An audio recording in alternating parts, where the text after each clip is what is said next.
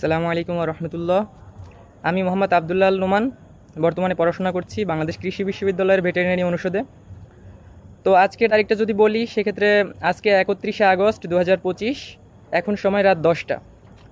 তো আমি ভিডিওতে কেন আসলাম, মূলত আজকে আমাদের ভার্সিটিতে ঘটে যাওয়া বিভিন্ন ঘটনা নিয়ে চারদিকে আপনারা বিভিন্ন কথা শুনে থাকবেন, তো অনেক গুজব শুনে থাকবেন, এর দোষ ওর দোষ। আসলে এক্স্যাক্টলি কী ঘটনা ছিল, আজকে আমাদের সাথে কি ঘটেছে, সেই ঘটনাটা মূলত আপনাদের জানানোর জন্য, প্রকৃত অর্থে জানানোর জন্য আজকে আমার এই ভিডিওটা করা। অবশ্যই এই ভিডিওটার মাধ্যমে আজকে আমাদের সাথে কি ঘটেছে এটা আপনারা জানতে পারবেন। তো ঘটনাটা মূলত এখানে শুরু না, এখানে মূলত আজকে ক্লাইম্যাক্সটা এখানে ঘটছে। এই ঘটনাটার মূল হচ্ছে অনেক আগের। এটা হচ্ছে কি, সর্বপ্রথম আমাদের দাবি ছিল, আমাদের ভার্সিটিতে দুটো ফ্যাকাল্টি আছে, আমাদের ভেটেরিনারি অনুষদ এবং পাশাপাশি আরেকটা ফ্যাকাল্টি আছে অ্যানিমাল হাজবেন্ডারি অনুষদ। তো আমরা এটা আমাদের যে শিক্ষক তারা যখন লেখাপড়া করছে তাদের সময় থেকে এখানে 30-40 বছর ধরে একটা আন্দোলন ভার্সিটিতে চলে আসতেছে। প্রতিবার যে ব্যাচটা আসে সেই ব্যাচটাই আন্দোলনটা করে, সেটা হচ্ছে আমাদের ভেটেরিনারি অনুষদ এবং যে অ্যানিমাল হাজবেন্ডারি অনুষদ, এই দুটো মিলিয়ে একটা কম্বাইন্ড ডিগ্রি চায় তারা। এখানে দুটো ফ্যাকাল্টি থাকবে না, আমাদের একটা ফ্যাকাল্টি থাকবে। কিন্তু এবার এটা বেশিবার হয়ে গেছে, কারণ কি, এই আন্দোলনটা খুব বেশি তীব্র আকার ধারণ করেছে কিছু কারণে। এটা হচ্ছে আমাদের ডিএলএস বলতে সরকারি যেটা আমাদের লাইভস্টক যে সেক্টর, লাইভস্টক সেক্টরের যে মেইন ব্রাঞ্চ, সেখান থেকে আর কি ডিএলএস থেকে আমাদের একটা নোটিশ আসছে যে আমাদের যে চাকরিতে ডিভিএম ডিগ্রি দেয়, তো এই ডিভিএম ডিগ্রি দিয়ে চাকরিতে অ্যাপ্লাই করার সুযোগ ভবিষ্যতে আমাদের এটা থাকবে না। এখন এরপর থেকে আমাদের যারা কম্বাইন্ড ডিগ্রি আছে তারাই একমাত্র এই যে ভেটেরিনারি অনুষদের ভেটেরিনারির যে চাকরির সেক্টরে এখানে আপনারা অ্যাপ্লাই করতে পারবে। তো শুধুমাত্র যদি কম্বাইন্ড ডিগ্রিটাই যদি এই সুযোগটা পায়, তাহলে আমরা বাকি ডিভিএম যারা রয়েছে, ডিভিএম গ্রাজুয়েট হয়ে যারা বের হব, তারা তো এই সুযোগ থেকে বঞ্চিত হলাম। সেক্ষেত্রে আমরা 5 বছর পড়াশোনা করলাম, এত কষ্ট করলাম, এরপরে যদি আমরা চাকরির সুযোগটা না পাই, বিসিএসে অ্যাপ্লাই বা অন্য কোথাও অ্যাপ্লাই করার সুযোগ যদি না পাই, সেক্ষেত্রে সেটা তো আমাদের সাথে চরমভাবে একটা বঞ্চনা করা হলো, আমাদের অধিকার কেড়ে নেওয়া হলো। তো এই জন্য যেটা এই বছর যেহেতু ঘটনাটা ঘটছে, ডিএলএস এই নোটিশটা আমাদের দিয়েছে। তাছাড়া অন্য দিক থেকে আরও বিভিন্ন চাকরির ক্ষেত্র দেখা যাচ্ছে যে তারা কম্বাইন্ডের দিকে বেশি আগ্রহী হয়ে যাচ্ছে।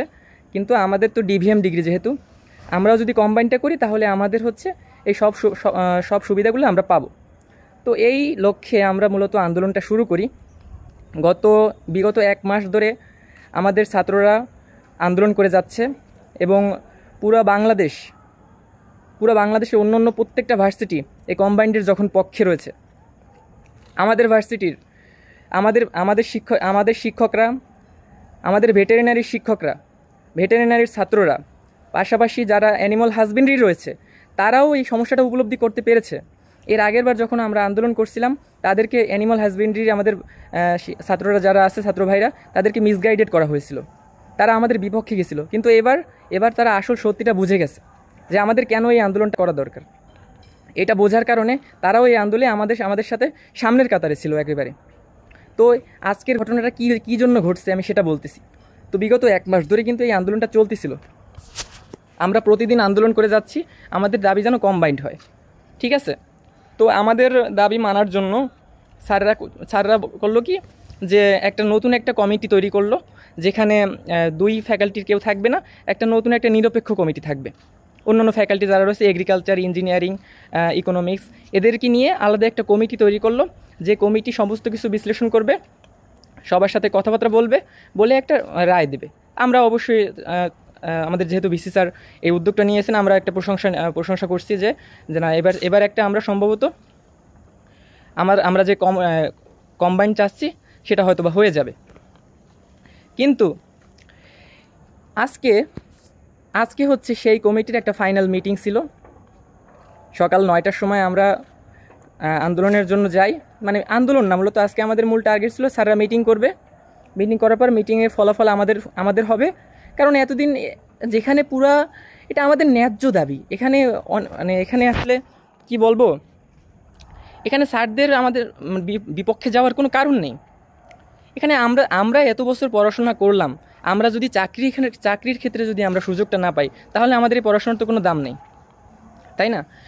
আচ্ছা মূল ঘটনায় আসি। ঘটনা কী ঘটছে তারপরে? সকাল 9টায় আমরা গেছি। আমরা পুরো ফ্যাকাল্টির ফার্স্ট ইয়ার থেকে ফিফথ ইয়ার পর্যন্ত যারা আছে, অ্যানিমাল হাজবেন্ডারি প্লাস আমাদের ভেটেরিনারি অনুষদের প্রত্যেকে আমরা সবাই এখানে অডিটোরিয়াম রয়েছে, অডিটোরিয়ামের সামনে পাশাপাশি আমতলা রয়েছে। আমতলা প্লাস অডিটোরিয়ামের সামনে আমরা সবাই অবস্থান কর্মসূচি পালন করি সকাল 9টা থেকে। যে স্যাররা ভিতরে মিটিং করছে, আমরা মিটিংয়ের ফলাফল জানতে পারবো। স্যাররা মিটিং করে বের হোক, আমরা তখন আশা করতেছিলাম যে আমাদের পক্ষে হয়তো বা কোনো একটা সমাধান আসবে। তো আমরা সেই অনুযায়ী আমরা 9টা থেকে অপেক্ষা করতেছি। 9টা থেকে অপেক্ষা করা পর্যন্ত পরে আমরা 1টা-2টা বেজে গেছে।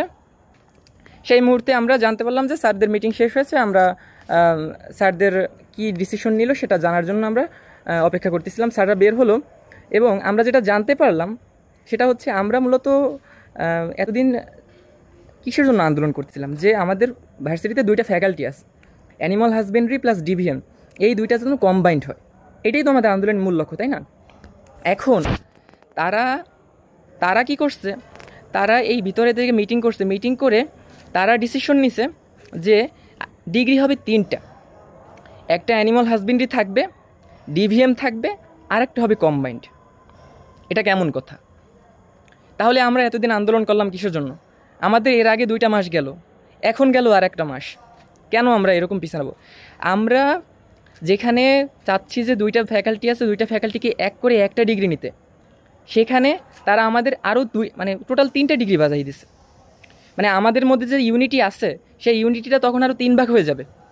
এটা তো আমরা চাচ্ছি না, আমাদের দাবি তো এটা ছিল না। আমরা 2টা ডিগ্রির সমস্যার সমাধানে এত বছর হয়ে গেছে, সেখানে যদি আরও একটা ডিগ্রি তারা বাড়াই দেয়, তাহলে আমাদের সমস্যা কি সমাধান হলো নাকি নতুন আর একটা সমস্যা যুক্ত হলো? এই সিদ্ধান্ত নিয়ে তারা আমাদেরকে জানায়। তখন ছাত্ররা তো সিদ্ধান্ত কখনোই মানে না, এটা আসলে মানার মতন কোনো সিদ্ধান্তই না। আমরা সমাধান চাচ্ছি, তারা আরও সমস্যা যুক্ত করতেছে, এটা তো কোনো সমাধান না। তো আমাদের দাবি মানা হলো না। মানা না হওয়ার পরে আমরা সবাই ছাত্ররা আন্দোলন করলাম এবং স্যারদেরকে, যে অডিটোরিয়ামে তারা হচ্ছে মিটিং করতেছিল, স্যারদেরকে আমরা আপাতত লক করলাম যে আমরা এই দাবি মানি না। আমরা যে দাবি চাচ্ছি, আমাদের দাবি ছিল যে কম্বাইন্ড তারা রাখছে, 3টা ডিগ্রির মধ্যে কম্বাইন্ড রাখছে, কিন্তু আমরা তো একক কম্বাইন্ড চাইছি, যে আমাদের কম্বাইন্ড ডিগ্রি হবে একটা। কিন্তু এখন কম্বাইন্ড ডিগ্রির পাশাপাশি এখানে ডিভিএম আর একটা ডিগ্রি রাখতে চাচ্ছে, পাশাপাশি যে অ্যানিমাল হাজবেন্ডারি এই ডিগ্রিটাও রাখতে চাচ্ছে। এখন তারা বলতেছি তোমরা কম্বাইন্ড চাচ্ছ, তোমাদের কম্বাইন্ড তো আমরা দিয়ে দিছি। এবং এটার নিয়ম হচ্ছে কি, তারা বলতেছে যে বর্তমানে যে রানিং ব্যাচগুলো আছে বাকৃবিতে, ডিভিএম বা অ্যানিমাল হাজবেন্ডারিতে যারা রানিং ব্যাচ রয়েছি আমরা, তাদেরকে এই 5 বছরের ভিতরেই একটা মেকআপ কোর্স করানো হবে, হয়তো বা 6 মাসের একটা মেকআপ কোর্স। মানে মেকআপ কোর্স 6 মাসের বলতে হচ্ছে কি, আমাদের সামনে যে কয়টা সেমিস্টার আছে, এই সেমিস্টারের ভিতর ওই কোর্সটার যে কোর্সগুলো হচ্ছে প্রত্যেকটা সেমিস্টারে কিছু কিছু অ্যাড করে আমাদের আর কি ওইটা মেকআপ কোর্স কমপ্লিট করে আমাদের একটা কম্বাইন্ড ডিগ্রি দিবে। ঠিক আছে, তাদের কথা হচ্ছে যে তোমাদের তো আমরা কম্বাইন্ড ডিগ্রি দিয়ে দিচ্ছি, কিন্তু বিষয়টা কি, বিষয়টা কিন্তু মনে রাখবেন, এই আন্দোলনটা চলছে কিন্তু বিগত 30-40 বছর ধরে। তাহলে আমরা সুযোগটা ধরুন পেয়ে গেলাম, আমরা যখন বের হয়ে যাব আমরা একটা কম্বাইন্ড ডিগ্রি পেয়ে বের হচ্ছি, সমস্যা নাই। কিন্তু নতুন যারা ঢুকতেছে, এখন বাকৃবির 64তম ব্যাচ চলতেছে, 65তম ব্যাচে যখন যারা ঢুকবে ভর্তি পরীক্ষা দিয়ে, তখন সাবজেক্ট চয়েসের সময় তাদের অপশন থাকবে, একটা ডিবিএম থাকবে, একটা অ্যানিমাল হাজবেন্ডারি থাকবে এবং আবারও একটা কম্বাইন্ড থাকবে। তো সেক্ষেত্রে তারা যখন আবার চয়েস দিবে, তারা মেধা তালিকা অনুসারে আবার সেই রকম কিছু মানুষ কম্বাইন্ডে সুযোগ পাবে, কিছু মানুষ অ্যানিমাল হাজবেন্ডারিতে সুযোগ পাবে, কিছু মানুষ ডিবিএমের সুযোগ পাবে। তো যারা কম্বাইন্ডে সুযোগ পাবে তারা তো আবার চাকরিতে এরকম সুবিধাটা পাচ্ছেই, কারণ হচ্ছে 2 দিকেই অ্যাপ্লাই করার সুযোগ পাচ্ছে। কিন্তু আবার যারা ডিভিএম পাবে, আবার যারা এইচ পাবে, সেম সমস্যার ভুক্তভোগী তারা আবারও হবে। এবং তারা তো বুঝবে না, এখন তারা তো বাকৃবির অবস্থাটা জানে না। তারা যখন এই সমস্যার ভুক্তভোগী হবে, আমরা যেরকম আজ আন্দোলনে নামছি, তারা 2 দিন পর আবার আন্দোলনে নামবে। তাহলে এই আন্দোলনের সমাপ্তি কোথায় আসলো? হলো না। তাহলে এই আন্দোলন কি যুগের পর যুগ চলতে থাকবে? তো এই আন্দোলন যুগের পর যুগ না চলে আজকে এটা বন্ধ করা হতে পারতো একটা মাধ্যমে, সেটা হচ্ছে এইটা যদি 3টা ডিগ্রি না দিয়ে আমরা যেমন চাইছি একক কম্বাইন্ড, সেই একক কম্বাইন্ড যদি রাখা হতো, তাহলে এই যে যুগের পর যুগের যে আন্দোলনের সমাপ্তি আজকে হতে পারতো। কিন্তু স্যারদের একটা ভুল সিদ্ধান্তের কারণে আজকে আমাদের সেই ডিগ্রিটা, সেই দাবি মেনে নেওয়া হয় না। তাই এটা কি আমরা অযৌক্তিক কিছু চাইছিলাম স্যারদের কাছে? চাইনি। যাই হোক, ঘটনা এখানেও শেষ না, আসল ঘটনার সামনে। এরপর কি হলো, আমরা স্যারদের তো তালাবদ্ধ রাখলাম যে আমাদের দাবি না মানলে আমরা স্যারদের তারা খুলবো না। ঠিক আছে, স্যারদেরকে আমরা আবারও মিটিং করে আবারও একটা সমাধান দেওয়ার জন্য, আমরা আলোচনার জন্য স্যারদেরকে বলা হলো। কিন্তু স্যাররা উল্টে আমাদের বিভিন্ন আইনি ঝামেলার কোনো ভয় দেয় যে কোনো ছাত্র কোনো এরপর যখন আবার ভর্তি পরীক্ষা হবে, আমি তোমাদের ধরো কম্বাইন্ড দিয়ে দিলাম, কোনো শিক্ষার্থীর বাবা, কোনো শিক্ষার্থীর গার্ডিয়ান যদি চায় আমার ছেলেকে আমি বাকৃবিতে ডিভিএম পড়াবো, সে যদি হাইকোর্টে যেয়ে রিট করে, তখন হাইকোর্ট কিন্তু তোমাদের এই যে পূর্বের যে ডিগ্রি কম্বাইন্ড হয়েছে এটা ক্যান্সেল করে দেবে, তোমাদের কিন্তু ডিগ্রি ক্যান্সেল হয়ে যাবে। এই ধরনের মিথ্যা ভয় দিয়ে আমাদের একটা দাবায় রাখার চিন্তাভাবনা করতেছে এই ধরনের একটা ছাত্রদের সাথে। এবং ছাত্রদের সাথে শুধু এটা না, অনেক মিসবিহেভও করছে। ঠিক আছে, তারা ছাত্রদের থ্রেট দিছে যে আমাদের ডিগ্রি নিয়ে আমরা কীভাবে বের হই তারা সে দেখবে, যারা আন্দোলনের সামনের কাতারে আছে। তো এই ধরনের অনেক ঘটনা ঘটছে, সেদিকে না যাই। বিকেল হয়েছে, এটা গেল দুপুর পর্যন্ত কাহিনী। এরপর বিকেল হলো, বিকেল হওয়ার পর স্যাররা ভিতরে যারা আছে তারা হয়তো বা ময়মনসিংহ প্রশাসনকে ফোন দিছে। তো ভার্সিটি ক্যাম্পাসে পুলিশ আসছে। ভার্সিটি একটা স্বায়ত্তশাসিত প্রতিষ্ঠান, এখানে কেন প্রশাসন ঢুকবে? এখানে প্রশাসন বলতে আমরা ভার্সিটি কর্তৃপক্ষকে বুঝি। তারা যদি এই সমস্যার সমাধান করতে না পারে তাহলে তারা কিসের প্রশাসন?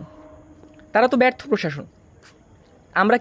আমরা ভার্সিটির যে কোনো সমস্যায় আমরা কি ময়মনসিংহ পুলিশের কাছে যাব? ময়মনসিংহ প্রশাসনের কাছে যাব? আমরা যাব আমাদের যে গার্ডিয়ান, ভার্সিটির গার্ডিয়ান কারা? ভার্সিটির ভিসি মহোদয়, প্রক্টর আছে, এদের কাছে যাব। তো এরা আমাদের সমাধান দিতে পারলো না।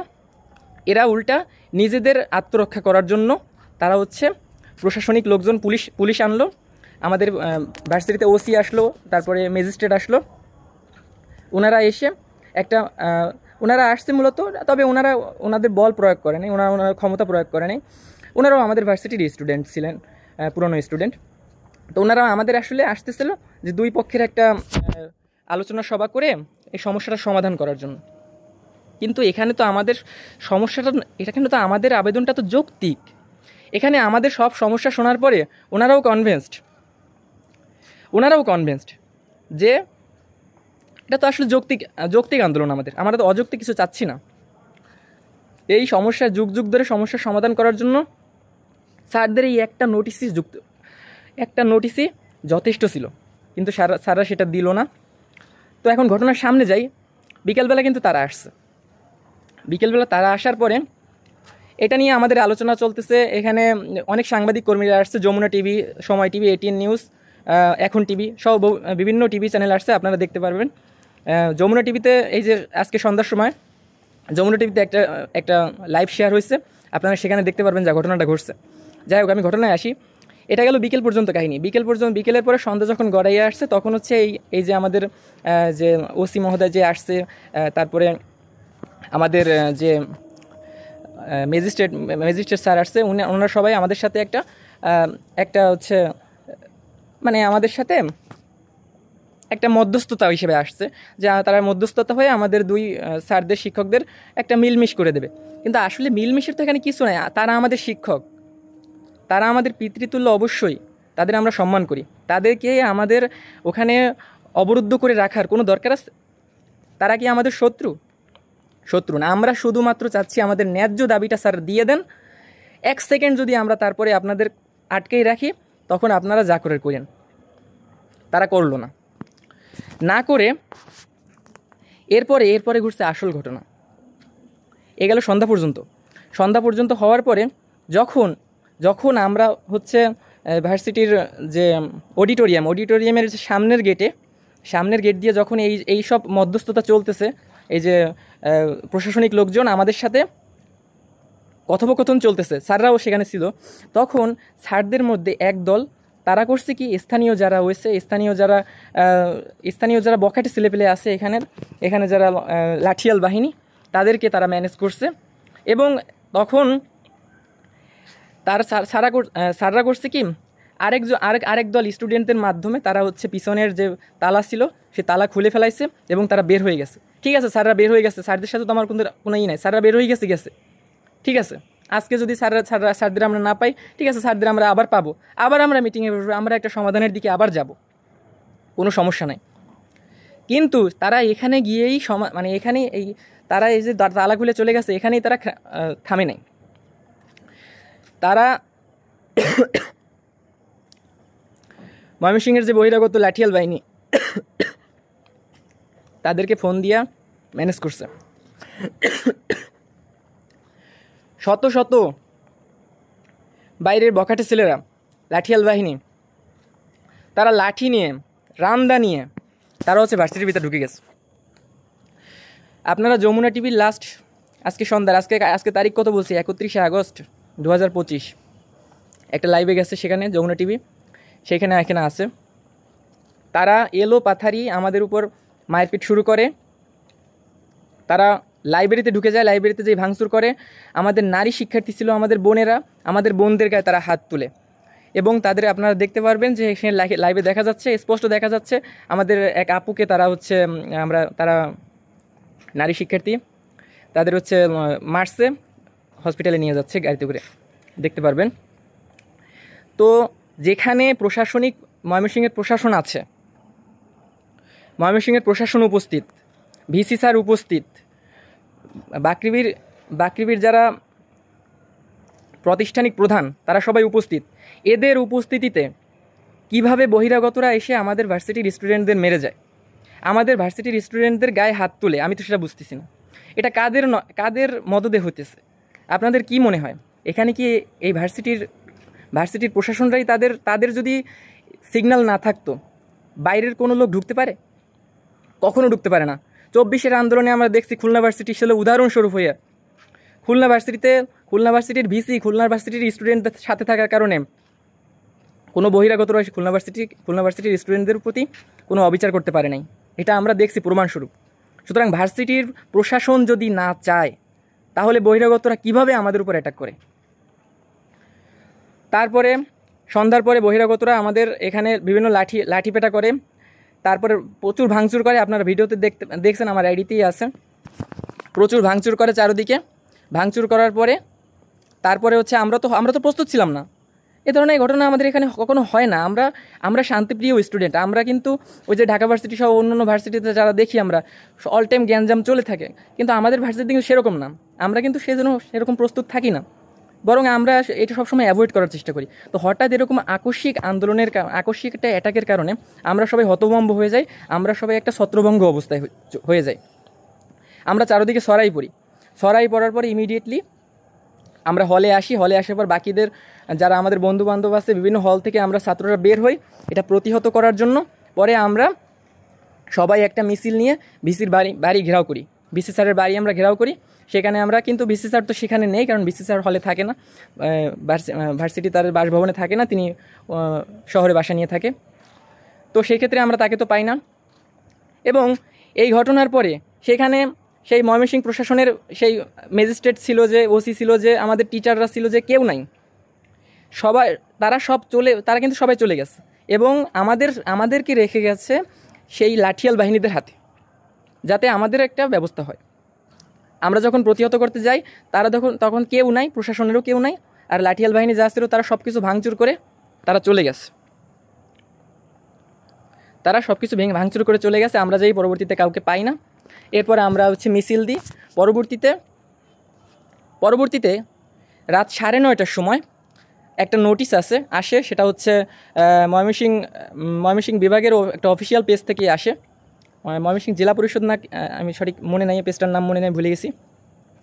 সো সেই পেজ থেকে আর কি একটা অফিসিয়াল নোটিশ আসে যে বাকৃবির শিক্ষকদের একটা ভিসি মহোদয়ের কি একটা অনলাইন মিটিং হয়েছে, সেখানে হচ্ছে রাত 9:30টার সময়, আজকে 31শে আগস্ট 2025 রাত 9:30টার সময় তারা একটা অনলাইন মিটিংয়ের মাধ্যমে এই সিদ্ধান্তে উপনীত হয়েছে যে আগামী দিন অর্থাৎ 1 তারিখ থেকে 1 সেপ্টেম্বর থেকে ভার্সিটি অনির্দিষ্টকালের জন্য বন্ধ, এবং 1 সেপ্টেম্বর 2025 সকাল 9টার মধ্যে হল ত্যাগের নির্দেশ দিয়েছে।